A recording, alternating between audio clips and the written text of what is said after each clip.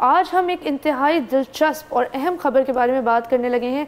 Italy और Switzerland ने Alps में अपनी मुश्तरका सरहद को तब्दील करने पर इत्तफाक कर लिया है। ये फैसला ग्लेशियर्स के पिघलने की वजह से हुआ है और मौसमियाती तब्दीली की बड़ा वाज़ेह सबूत है।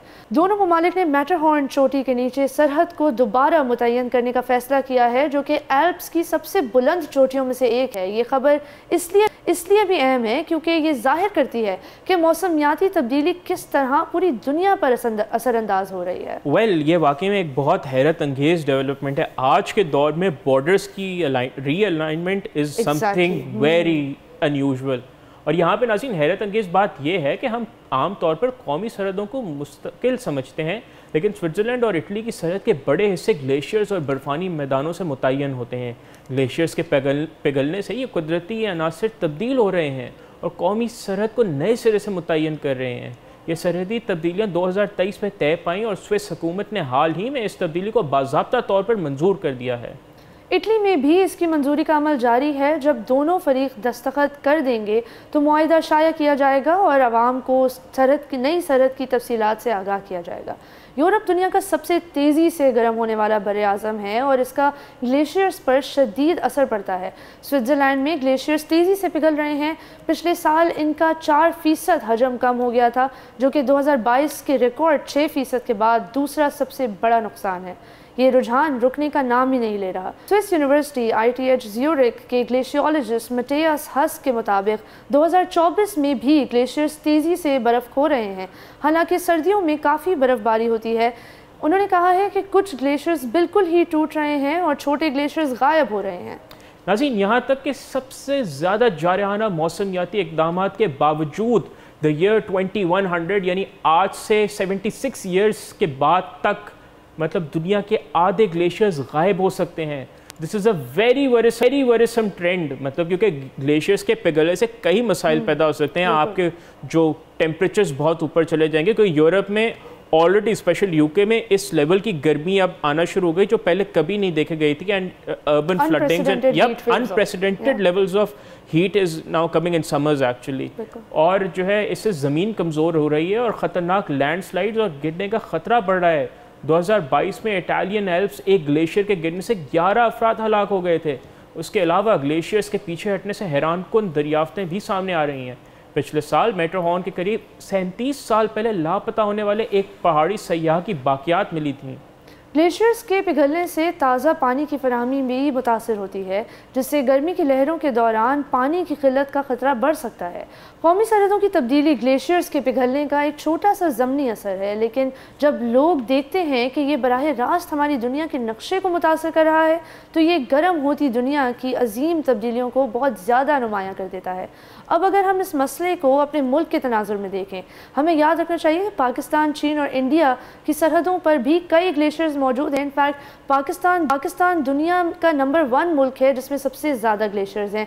7000 ग्लेशियर्स हैं, जिसमें से कम 120 से 150 ग्लेशियर्स जो हैं वो सरहदों पर वाक़ हैं। कि मतलब इन ग्लेशियर्स के पिघलने से चाइना कहाँ ख़त्म होता है, इंडिया कहाँ शुरू होता है, ये सारे सवालात जो हैं वो एक्टिव हो जाएंगे। Absolutely, you have actually mentioned, and actually Pakistan has one of the world's fastest moving glacier as well.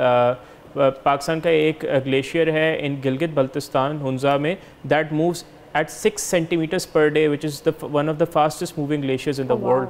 नाज़रीन, आपको मज़ीद आगाह करें कि पाकिस्तान, इंडिया और चाइना के दरमियान ग्लेशियल सरहदों पर खूनी तनाज़ात भी रहे हैं, इसलिए ये मसला इतनी आसानी से हल नहीं हो सकता। इटली और स्विट्ज़रलैंड के दरमियान जिस तरह हुआ, सियाचिन ग्लेशियर पर पाकिस्तान और इंडिया के दरमियान तवील अरसे से तनाज़ा चल रहा है। मौसमियाती तब्दीली के असरात से ये मसला मज़ीद पेचीदा हो सकता है, इसलिए ज़रूरी है कि इन ममालिक के दरमियान पहले से ही इस हवाले से कोई बातचीत या मनसूबाबंदी हो, ताकि मुस्तक़बिल में ऐसे तनाज़ात से निपटा जा सके। ये बातचीत ना सिर्फ सरहदी मसाइल पर होनी चाहिए बल्कि पानी के वसाइल के इंतज़ाम पर भी होनी चाहिए, क्योंकि ग्लेशियर्स के पिघलने से पानी की दस्तयाबी पर भी असर पड़ता है। हमें याद रखना चाहिए कि मौसमियाती तब्दीली एक आलमी मसला है और इसे निमटने के लिए बैनुल-अक़वामी ताउन की ज़रूरत है। पाकिस्तान, चीन और इंडिया को अपने तारीख़ी इख्तलाफ़ात को एक तरफ रख कर अपने मसाइल के लिए जुड़ कर काम करना पड़ेगा। बिल्कुल, इससे ज़्यादा सही तजवीज़ हो ही नहीं सकती इस मामले पर, क्योंकि ये तावन ना सिर्फ उनके अपने मफाद में होगा बल्कि पूरे खित्ते के लिए भी फ़ायदेमंद होगा। मिसाल के तौर पर अगर ये ममालिक मिलकर ग्लेशियर्स की निगरानी और तहकीक कर सकें तो वो मौसमियाती तब्दीलियों के जो असरात हैं, जो नेगेटिव उनका इम्पैक्ट है, उसको काफ़ी मिनिमाइज़ भी कर सकते हैं और अपनी हिकमत अमली भी इस हवाले से तैयार कर सकेंगे। इसके अलावा पानी के वसाइल के मुश्तरका इंतज़ाम से पानी की किल्लत के ख़तरे को कम किया जा सकता है। इसके साथ साथ इन ममालिक को मौसमियाती तब्दीली से मुतासरा इलाकों में रहने वाले लोगों की मदद भी करनी चाहिए। उसके लिए भी मिलकर काम करना पड़ेगा। ग्लेशियर्स के पिघलने से मुतासरा इलाकों में रहने वाले लोगों को नई सूरत हाल के मुताबिक ढलने में मदद की ज़रूरत होगी। ये एक पेचीदा मसला है जिसके हल के लिए सियासी इरादे, साइंसी ताउन और आलमी यकजहती की ज़रूरत है। ये नाज़रीन एक ऐसा नादिर मौका है जहाँ इन ममालिक को अपने इख्तलाफात को एक तरफ रख कर इंसानियत की भलाई के लिए काम करना चाहिए।